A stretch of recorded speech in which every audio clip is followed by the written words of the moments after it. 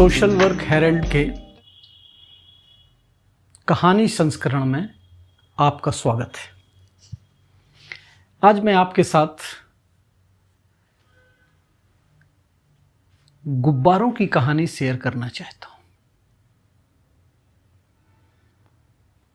एक training programme के दौरान जो ट्रेनर था उसने अपने पार्टिसिपेंट को बोला कि आपसे परिचय करने का मैं एक नया तरीका ढूंढा है।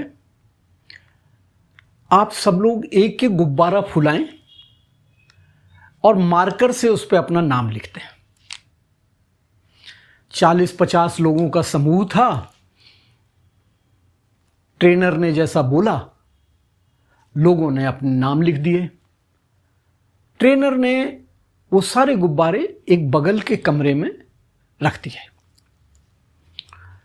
थोड़ी देर बाद ट्रेनिंग पर चर्चा होती रही, विषयों पे चर्चा होती रही। उसके बाद ट्रेनर ने बोला, आप सब लोग बगल के कमरे में जाएं और अपने नाम का गुब्बारा लेकर वापस आएं और अपने नाम के गुब्बारे को ही लाना है। कोई गुब्बारा फूटना नहीं चाहिए, किसी गुब्बारे को नुकसान नहीं होना चाहिए, किसी व्यक्ति को नुकसान नहीं होना चाहिए। छोटे से कमरे में 50 पार्टिसिपेंट पागलों की तरह अपने नाम का गुब्बारा ढूंढने लगे। समय की सीमा थी कि 3 मिनट में अपने नाम का गुब्बारा ढूंढना है। सबको जल्दी थी कि कौन सबसे पहले ढूंढता है। और इस प्रक्रिया में कब 3 मिनट गुजर गए पता नहीं चला। सीटी बजी और ट्रेनर ने कहा, आप सब बाहर आ जाएं। केवल 6 या 7 लोग अपना नाम का गुब्बारा ढूंढ पाए। अब उसने कहा कि देखा आपने कि आपकी आपाधापी में आपको अपने नाम का गुब्बारा नहीं मिला। उसने कहा, आप लोग पुनः उस कमरे में जाएंगे और आपके हाथ में जो गुब्बारा आएगा वो लेके आएंगे, किसी के भी नाम का हो। सारे गुब्बारे पुनः उस कमरे में रख दिए गए। सारे पार्टिसिपेंट आराम से गए और उन्होंने एक गुब्बारा उठाया। सबने एक एक गुब्बारा उठाया और ट्रेनर के इंस्ट्रक्शन के हिसाब से उन्होंने उस व्यक्ति का, जिस व्यक्ति का गुब्बारा था, उसको सौंप दिया। जो नहीं पहचानते थे उन्होंने नाम पुकारा और उस व्यक्ति ने अपना गुब्बारा। इस तरह से 3 मिनट के अंदर सभी के पास सभी के नाम के गुब्बारे पहुंच गए। मित्रों, हमारी जिंदगी में भी ऐसा ही होता है। आपाधापी में, आगे बढ़ने की रेस में, जल्दबाजी में हम एक बहुत महत्वपूर्ण वस्तु मिस कर रहे हैं।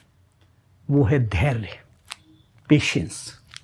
हमारे पास धैर्य नहीं है, जल्दबाजी है। जैसा पहली सिचुएशन में था, तो अपने नाम का गुब्बारा मिल भी नहीं पा रहा है और दूसरे को धकेल भी रहे हैं। मित्रों, धैर्य के साथ आप दूसरे की मदद कर सकते हैं, दूसरों की मदद ले सकते हैं, दूसरे आपकी मदद कर सकते हैं। सोशल वर्क मदद करने का, मदद देने का व्यवसाय है। It is a helping activity. बहुत पहले कहा गया, social work is a helping profession. और हम हेल्प करने के तरीके सिखाते हैं। तो सिद्धांत यह है कि किसी की मदद करने के लिए आपके पास धैर्य का होना बहुत जरूरी है। और दूसरी महत्वपूर्ण बात यह है कि हर दूसरा व्यक्ति आपके लिए मदद में उतना ही बड़ा हिस्सेदार बन सकता है। तो हम इंडिविजुअलिस्टिक ना बने, केवल अपने बारे में ना सोचें, दूसरे के बारे में सोचें, दूसरों से मदद भी लें, दूसरों को मदद भी दें, तो जीवन बड़ा सुगम हो जाएगा। सहायता देना बहुत आसान हो जाएगा। मित्रों, ये जो बात का इंटरप्रिटेशन है, इसके लिए मैं धन्यवाद देना चाहूँगा श्री अशोक चतुर्वेदी जी का। अशोक चतुर्वेदी जी हमारे सारे एपिसोड्स बहुत ध्यान से पढ़ते हैं।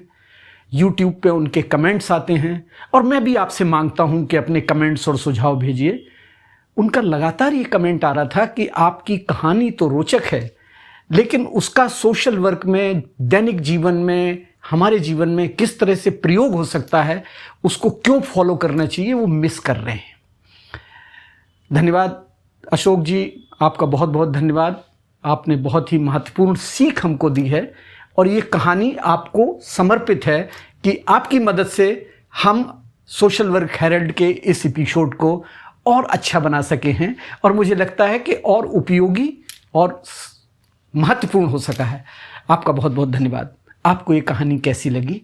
आप इस कहानी का उपयोग अपनी शिक्षा में, अपनी ट्रेनिंग में, अपने दैनिक जीवन में कहीं भी कर सकते हैं, लेकिन हमें लिखना मत भूलिएगा। आपके सुझावों का हमें इंतजार रहेगा। नमस्कार।